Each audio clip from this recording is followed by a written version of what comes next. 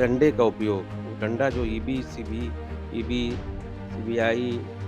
ED के नाम से जो डंडा है उनके पास, उस डंडे को तो हर जगह चला रहे हैं वो। जहाँ वो चल जा रहा है, वहाँ वो सफल हो जा रहे हैं, जहाँ वो नहीं चल पा रहा, वहाँ वो फेल हो जा रहे हैं। भारतीय जनता पार्टी सत्ता का खुलकर दुरुपयोग करती है, ऐसा देखिए आप चुनाव में देख रहे होंगे। हो सकता है किसी के ऊपर मुकदमे रहे हों, किसी के ऊपर उनकी मजबूरियाँ रही हों, अखिलेश जी ने कहा किसी को गनर लेना रहा होगा, किसी को कुछ लेना रहा होगा, किसी की अपनी व्यक्तिगत इच्छा रही होगी लोकसभा लड़ने की, तो वो चले गए। देखिए ये वास्तव में किसी भी आंदोलन को, किसी भी प्रदर्शन को, किसी भी अपनी हक वाजिब हक की माँग को लेके जो भी संगठन, चाहे युवाओं का संगठन हो, चाहे आंगनबाड़ी का संगठन हो या पीआरडी का संगठन, जितने भी संगठनों ने यहाँ पे आंदोलन किया है, उत्तर प्रदेश में पुलिस ने उनके साथ बर्बरता के साथ व्यवहार किया है और ऐसी बर्बरता के साथ किया है जैसा उन्होंने नहीं करना चाहिए। एक आखिरी क्वेश्चन है। 30 और 60 का जो एक आंकड़ा चल रहा है, इसमें जनता कहीं न कहीं पिस रही है, ऐसा आपको लगता है या नहीं? नमस्कार, प्रणाम, मेरा नाम है विकास त्रिपाठी और अब देखना शुरू कर चुके हैं खबर पथ। इस समय हम लोग मौजूद हैं लखनऊ में। लखनऊ में राज्यसभा की वोटिंग हो रही है, यहाँ पे सारे विधायक मौजूद हैं और हमारे साथ ही मौजूद हैं फरिंदा के विधायक वीरेंद्र चौधरी। पहले तो हमारे चैनल में आपका बहुत-बहुत स्वागत है। बहुत धन्यवाद आपको कि आपने अपना व्यस्ततम समय निकाल के यहाँ तक आए, उसके लिए ढेर सारी धन्यवाद आपको। शुरुआती प्रश्न यही है कि सपा के कुछ विधायक हैं जिसने एनडीए को वोट किया है और अखिलेश यादव खासा नाराज़गी जताते हुए कहे हैं कि अगर उन्होंने ऐसा किया है और आगे चलते हैं तो उन्हें जो है पार्टी से बर्खास्त किया जाएगा। देखिए, वो उनकी पार्टी का मामला है। ये उनसे आप पूछें तो ज़्यादा बेहतर होगा। हमें अपनी पार्टी और अपने संगठन से बारे में संबंध है और हम लोगों ने जाके अपने अखिलेश जी के सामने बैठ के उनसे बता के जहाँ उन्होंने चाहा, जिस उम्मीदवार को चाहा हमने वोट किया।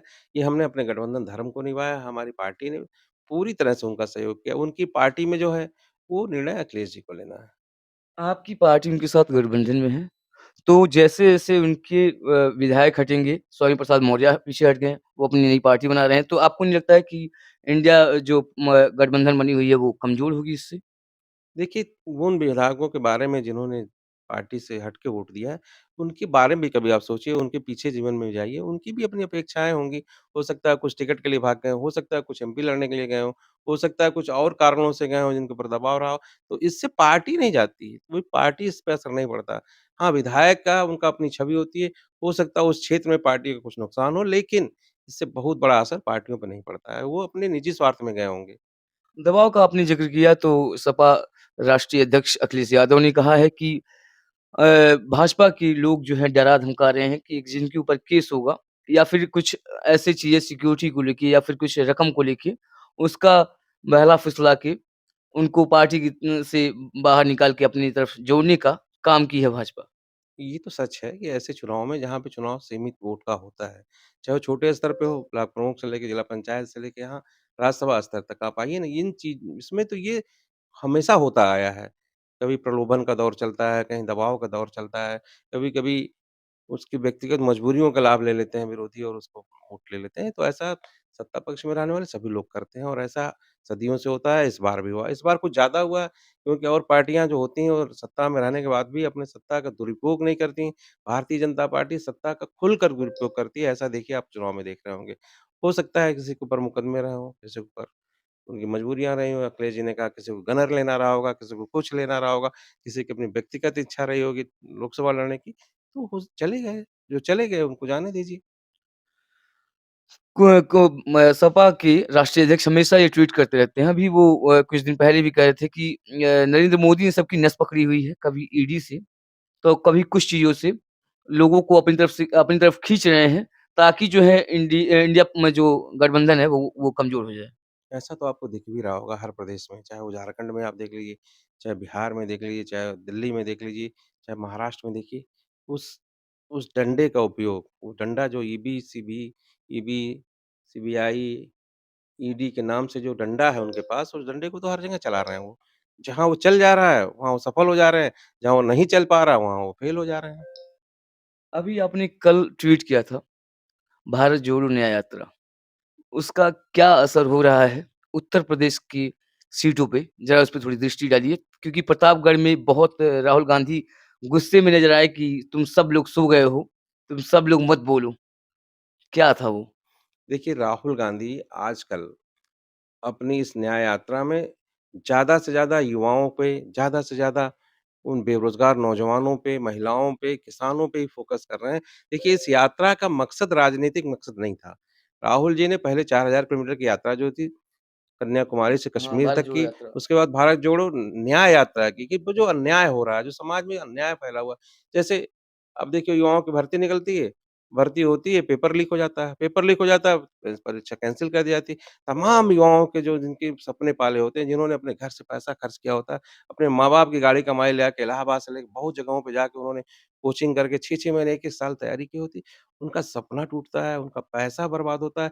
ऐसे अन्याय की जगह अब न्याय की लड़ाई लड़ने के लिए राहुल जी ने ये न्याय यात्रा निकाली है।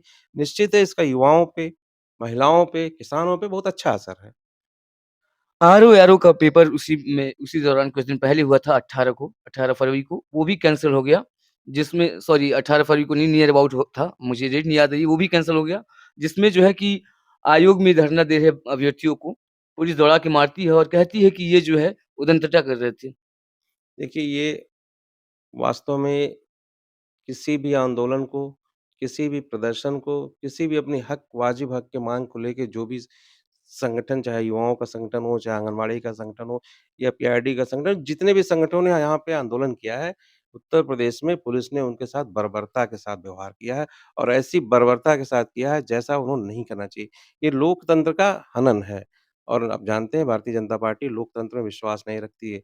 लोकतंत्र में अगर विश्वास रखती तो हर आदमी को अपनी माँग रखने का, अपनी बात रखने का उसको आज़ादी है और आज़ादी है सुनने की वो उनको चाहिए और सुनना चाहिए। सरकार में आप हैं, सत्ता में आपसे लोग माँग करने आएँगे, आपके खिलाफ आंदोलन भी होंगे, आपके खिलाफ धरने भी होंगे। मैं अगर विधायक हूँ तो मुझसे ही सवाल करेंगे लोग, मुझसे पूछेंगे, मेरे खिलाफ भी बोलेंगे। तो इसका मतलब ये नहीं है कि मैं उनको पुलिस के डंडे से मार कर आऊँ। ये तो निश्चित रूप से लोकतंत्र में अब तक का ये गंदा मज़ाक है जो इस तरह का बकवासियाँ हो रही हैं। अगर लोकतंत्र में इस तरीके का गंदा मज़ाक और क्रूरता और बर्बरता हो रही है, फिर भी दूसरी बार सरकार बनी है भाजपा की और लोग कह रहे हैं कि तीसरी बार भी हो सकता है ये। देखिए, ये अभी जनता के बारे में नहीं कहा जा सकता। मैं बहुत दूर नहीं जाना चाहता, बगल का मुल्क पाकिस्तान है। आप पाकिस्तान के हालात देख रहे होंगे। वहाँ की पूरी सेना इमरान खान के विरोध में लगी थी।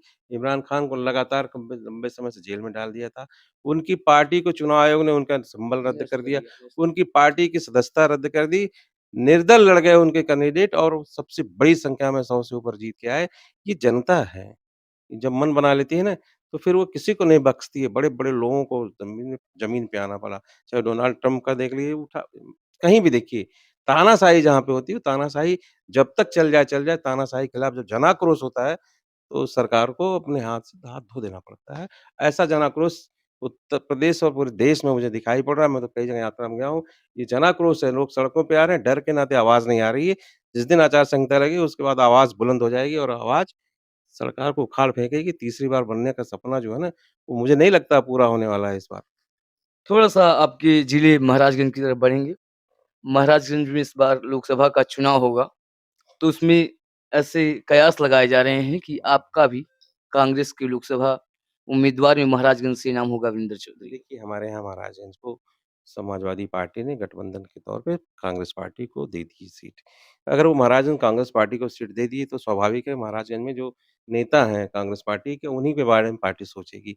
अब ये निर्णय पार्लियामेंट्री बोर्ड का है, पार्लियामेंट्री बोर्ड की बैठक जल्दी ही होने वाली है। 1-2 तारीख तक इसका फैसला आपको बिल्कुल विधिवत आ जाएगा कि कौन होगा उम्मीदवार। हाँ, मेरी बात है तो अगर पार्टी को हमारे ऊपर भरोसा है, पार्टी को मेरे ऊपर अगर निर्णय लेना होगा, तो भाई पार्टी का निर्णय तो स्वीकार करना पड़ेगा ना। क्योंकि हम पार्टी से बंधे हैं, हम उसकी विचारधारा से जुड़े हैं और हमने तो उत्तर प्रदेश में ये साबित किया है कि देखिए, अगर जनाक्रोश है और जनता में अगर आपकी लोकप्रियता है, तो कोई मायने नहीं रखता, कोई हवा हो, वो काम नहीं करती। भारतीय जनता पार्टी की बड़ी तेज़ लहर थी, लेकिन हमारे यहाँ किसानों ने, नौजवानों ने, महिलाओं ने, युवाओं ने उसको किनारे कर दिया और कांग्रेस को वोट दिया। यदि ये माना जाए कि वीरेंद्र चौधरी को कांग्रेस टिकट देती है, तो एक विधानसभा और लोकसभा लड़ना क्या वही बराबर होता है या फिर कुछ आंकड़े होंगे ऊपर-नीचे? नहीं, ये आप देखिए ये हम तो भविष्यवक्ता हैं नहीं। हम लोग तो संघर्षों में विश्वास करते हैं आपके और संघर्ष की ही मैं बात अब वो कर रहा हूँ, मैं संघर्षों में भविष्य विश्वास आपके करते संघर्ष हैं पे बात कर रहा हूँ और कि भविष्यवक्ता नहीं जितना आपने मतलब संघर्ष किया है वो और आपके जितना आपका सामने है। फेस ऑफ है उतना कितना है? वो आपके सामने है। देखिए, संघर्ष के बदौलत हम जीत के आए हैं और हमने कभी विश्वास नहीं किया। हमने तो मंचों पे भी कहा है कि जो राजनैतिक पंडित जो राजनीति में अपने आप को पुरोधा मानते हैं, बहुत से पुराने लोग हैं, अनुभवी लोग हैं, वो कहते थे कि इनकी रेखा नहीं है इनके विधायक बनने की, वो जनता है वो नई रेखा बना देती है। मुझे ये भरोसा है कि जनता हाथ की रेखाएँ बदल देती है। वो सामने मैं उदाहरण बैठा हूँ, भारत माता की जनता ने उस रेखा को खत्म कर दिया जो लोग कहते थे और मैं विधायक हूँ आपके सामने। तो जनता रेखा बनाती है, अगर जनता ये रेखा बना देगी तो आगे आने वाले समय में कुछ भी हो सकता है। तो पंकज त्रिपाठी के सामने खड़े होंगे आप, क्या रहेगा माहौल? मैं कौन आगे लड़ रहा है इससे मतलब नहीं है। मेरी पार्टी अगर निर्णय लेती है तो मुझे न पंकज चौधरी, सॉरी। अगर देखो सॉरी, मेरी माफ़ी पार्टी चाहूँगा, पंकज चौधरी। अगर मेरी पार्टी ये मायने नहीं रखता कौन चुनाव लड़ रहा है मेरे सामने। मुझे लड़ना है अगर मेरी पार्टी तय करती है तो मुझे मेरे सामने उम्मीदवार कौन है, ये तो हमारे सोचने का विषय ही नहीं है। मुझे तो जनता की समस्याओं से उ उनकी समस्याओं में खड़े होना है और उस चीज़ों को बताना है जो महाराजगंज के लिए हो सकता है, जो अभी तक नहीं हुआ है। मुझे तो सवाल उन लोगों से पूछना है जिन्होंने 30 साल तक सत्ता में राज किया है। ये 30 वर्ष में क्या हुआ महाराजगंज, तो उसका सवाल हमें पूछना है और जनता के बीच में रखना है कि देखिए महाराजगंज की धरती पे आप लोगों ने देखा, जिसे लगातार 30 वर्षों से आपने बनाया होगा, उनका क्या कार्यकाल रहा है, इसके बारे में जनता के बीच में रखना है अपनी बात। एक आखिरी क्वेश्चन है, 30 और 60 का जो एक आंकड़ा चल रहा है, इसमें जनता कहीं न कहीं पिस रही है, ऐसा आपको लगता है या नहीं? देखिए, जनता का देखिए, कभी भी जनता अपने फैसले हर वक़्त को देख के करती रहती है, इस देश का इतिहास रहा है। यहाँ पे कांग्रेस के लंबे समय हुकूमत रही है, जनता दल की सरकार आई, भारतीय जनता पार्टी की सरकार आई, तमाम सरकारें आई गई हैं। ये नहीं है कि कभी जनता पिसती रहती है, जनता हाँ, हो सकता है जनता कभी-कभी ऐसे निर्णय ले लेती है जो उसको बाद में पछतावा होता है और फिर वो निर्णय बदल देती है, ऐसा नहीं है कि बदलती नहीं। बदलती है, नहीं होती, बड़े-बड़े राजनीतिक दल और बड़े-बड़े राजनीतिक चेहरे यहाँ चुनाव जीते और हार के गए हैं। इस खास बातचीत के लिए आपका बहुत-बहुत धन्यवाद। Thank you. हमारी बड़ी अपडेट को देखने के लिए चैनल को सब्सक्राइब कीजिए और ऐसी ही वीडियोज़ के लिए देखते रहिए खबर पथ। मेरा नाम है विकास त्रिपाठी, धन्यवाद।